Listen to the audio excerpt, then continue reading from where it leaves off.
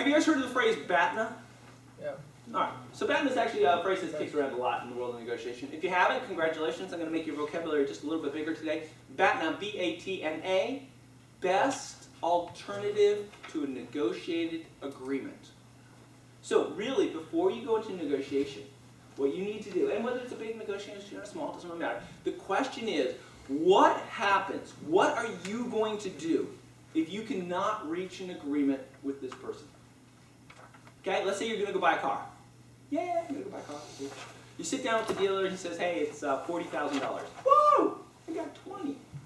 What are you going to do if you can't reach an agreement with it? Well, you're going to walk out, right? And what are you going to do tomorrow? How are you going to get around tomorrow? You got to have an answer for that, right? I'm going to call a cab company and they're going to drive me to wherever, whatever the story, it doesn't matter. But you need to know in your head, if I can't reach a deal, what am I going to do? And this is very important because if you don't have that, then you're going to panic during the negotiation. Oh my God, I have got to reach a deal with this person. Stop. No, you don't. But just make sure you understand what you're going to do if you don't have it. Okay? What is this? Oh, this is a picture of my banged up Honda Odyssey. Very nice Odyssey. Just got hit in the back a few times.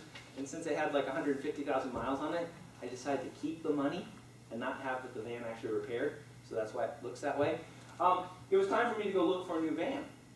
So what I had to do is figure out what my BATNA is, right? So this is a little flow chart I put together here. Mine had 12,000. What I was looking for was a used Honda Odyssey to replace my banged up one. About 12,000 miles is on the used one, and probably somewhere in the neighborhood of about $25,000 was what I was willing to pay. So what are my options here? Well, no audit. So if I go into a dealer and they have no Odyssey, what am I going to do? I'm going to walk away. I'm looking for an Odyssey, right? If I go into a dealer and they have everything that's more than $25,000, what am I going to do? I'm going to walk away, right? A little fudge there, but you get the gist of it.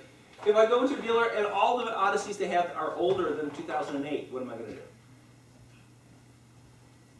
I'm going to look for mileage that's low, right? So I'll take an older van, but it better have low mileage, right?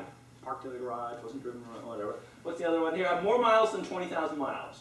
Okay, so if it has more miles than I'm looking for, I better be finding a lower price, right? So a lot of different things there. Obviously, I've got BATNAs in each one of those. I can walk away, or else I can look for something specific. A lot of different ways to handle that stuff.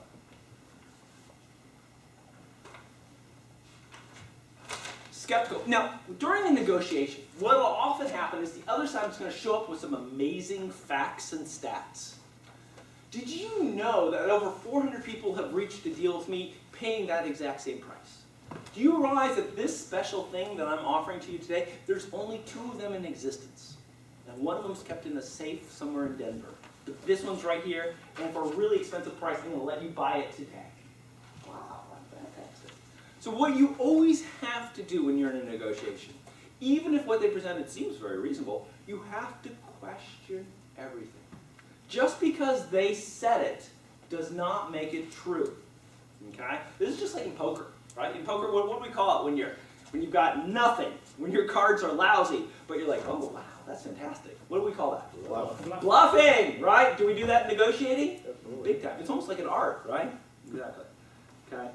Facts and figures. Questions you can ask is, where did they come from? Great numbers. Where did they come from? Who put those together? Okay.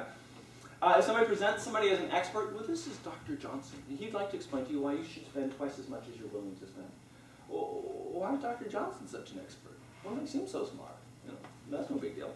And then, oh, by the way, another one is when they show up with really impressive-looking documentation, color copies, bound, all that sort of stuff like that. You guys been to a Kinko's in the last, 10 years? Right? $35, you got yourself a nice-looking bound, whatever it is, right? It's not that hard to get, so it's pretty easy to do. Okay, your job is to always be asking questions. Whenever the other side presents something that seems to support their position and make your side weaker, ask questions. Where did it come from? How to put together? Why should I even believe those numbers, right? All right. When somebody presents you with a price, because oftentimes these negotiations have some sort of dollars associated with them, about something, you don't want to have a quick counteroffer to it. Hey, the house I'm going to sell to you for $200,000. Ooh, would you take 180? Stop. The reason you don't want to have a quick counteroffer is very important, and I'll tell you why. Because the most important part of any negotiation is the time period between when the other side has presented a number and when you make a counteroffer. And the reason that that's so important is because until you make a counteroffer, they can't be certain that they're going to be able to reach a deal with you. Right? There's this huge gray area in there where inside they're going, oh my God, that was too much. I shouldn't have asked for that much. I screwed up big time, didn't I? We're not going to be successful in this negotiation. I should not have priced my house that much. I should not have priced my car that much. Those computers I'm trying to sell, that's way too expensive. He or she is not interested. I've screwed up. Okay? Now, when you finally come back with a counteroffer, whatever your counteroffer is, all of a sudden there's going to be this huge, oh, thank God. Yeah, we can still keep talking. There's a possibility of reaching an agreement.